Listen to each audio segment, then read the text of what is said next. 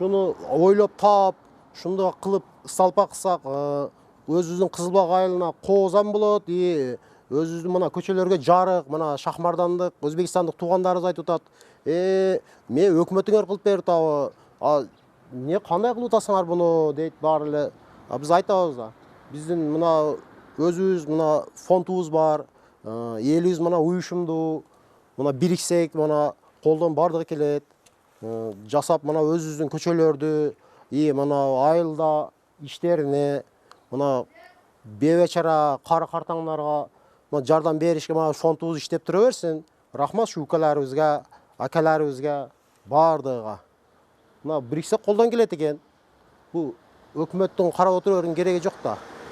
Өкмөт башка жагында кылса болот, мына башка дагы проекттерди мына аракет кылып атабыз, мына мектепке спорт зал салабыз деп атабыз, мына биригип, мына айылыбыз, фондубуз дегендей, мына биздин өзү Лангар айылына катта мына летний катта стадион түшүп атат, онун аракетин кылып атабыз. Так, мен 5-10 жылдан бери сварка кылам муну. Мен окуган эмесмин, вообщемчи мен кызыгуум өзү ушуга. Битикеде апам айтмакчы эле. Вай, сен кытайский сварка кыласың го, бул сынып калат го деп. Мен айтат элем анан. Апа, бул сварка, бул кармайт да. Бул сынса дагы сваркалайм деп апам менен тамашалашыбын да.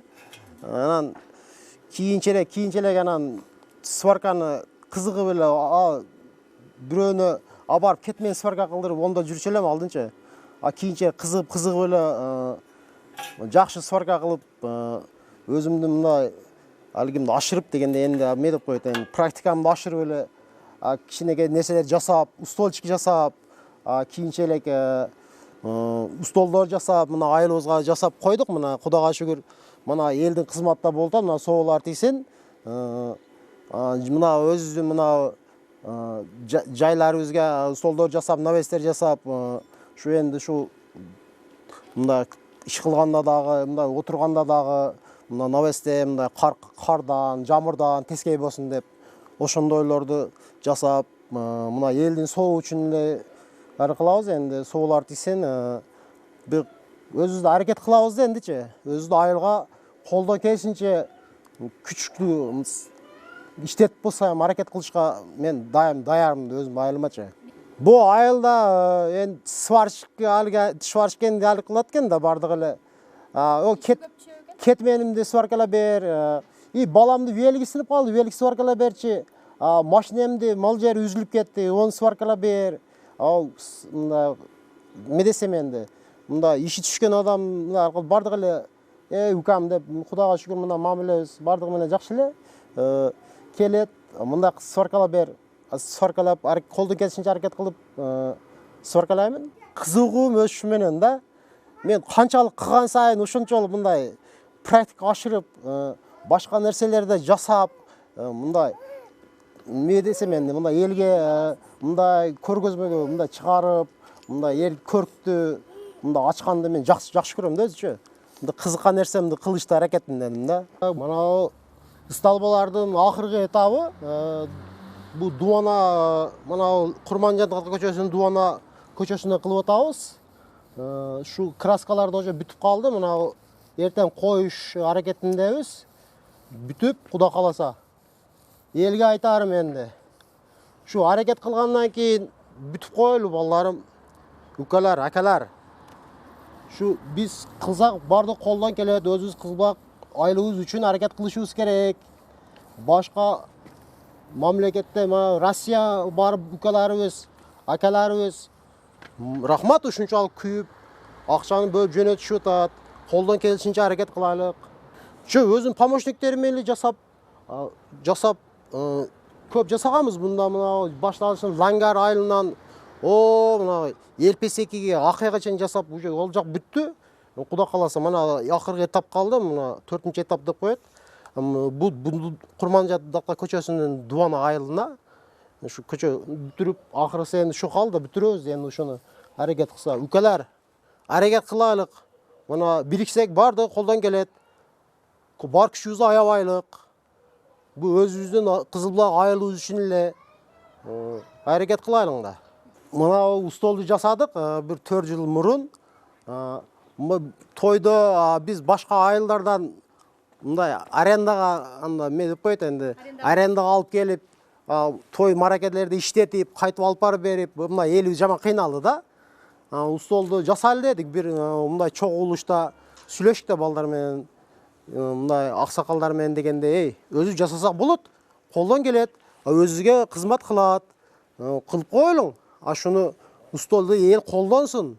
Мына умывальникти жасадык, күн суукта мындай суу куюп кыйналып, анан самоварларды жасадык. Мындай эмне деп койсом энди, мындай бир кичинекей самоварда кайнатып, чай жетпей атат.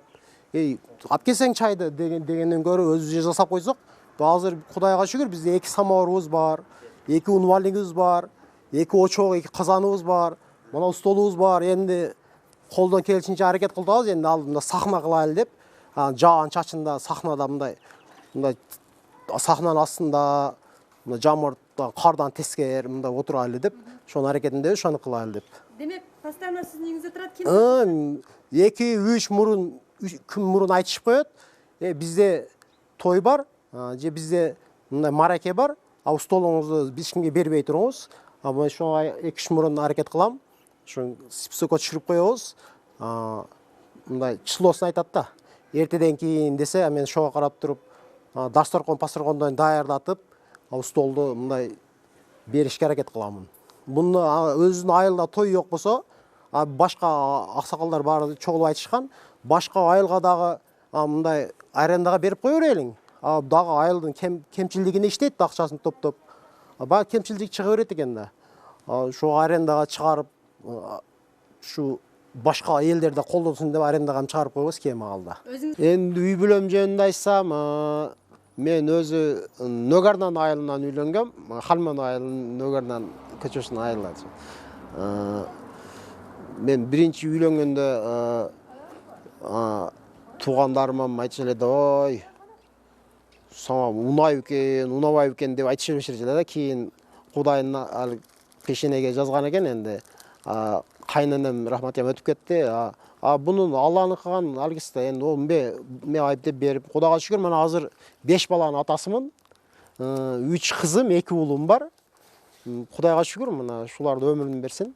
Аялым мындай эми бөткө жаман көпчүлүк адам келет да, магазинге келет, мананы ремонт кылып бер дейт, муну чукула бериң, печкени ондо бериң деп келишет бардыгы.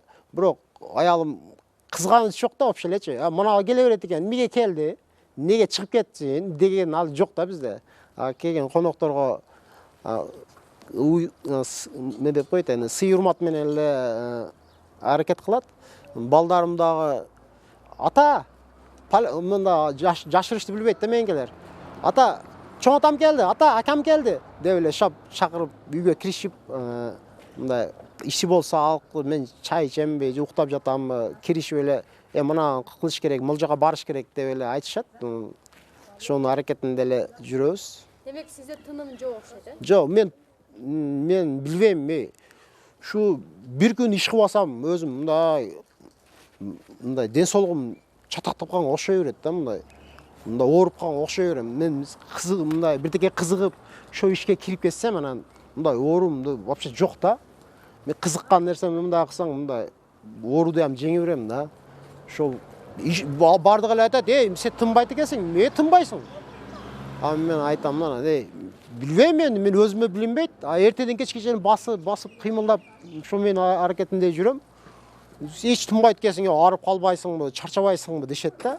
Мен жок, мен чарчабайм. Мен канчалык ишти кылып, мындай ишти кылсам, ошончолук мындай ден соолугум мындай күчөнө берет да. Мындай иштин аракетинде мындай ооруду билбейм да вообще эле. Демек, же чарчоону ham билбейм. Демек, иш күнүңүз кадимкидей канчадан? Күнүң эле мен эртеден саат 8ден кечке чейин магазин карайм, бул жака өтүп сварка иш кылам, мотоклар чукулайм, адамдар печкесин алып келет, машинасин алып келет. Мынаны көрүп бериң, муну көрүп бериң. Мен арыбайм, мен арыганымды өзүм билбейм да вообще, чарчаганымды билбей калам вообще элечи. Универсал уста экенсиз да? Универсал. Кимдер эмне кызмат кыласыз элге? Мен мына 5 жыл алдын Өзбекстанда Ферғана шаарында мен парикмахер болуп иштегем 2 жыл. Ondan соң анан Кызылкыяда 2 жыл телефон ремонт кылып иштедим. Кадамжайда 1 жыл телемастер болуп иштедим. Анан о жак каттап мында келгени кыйын экен да, үйүмдө эле бардыгы үйүмө эле келип, үйдө эле кыла берсең кыйналбай эле деп ушу үйүмдө эле кызматтарды кылып атам да.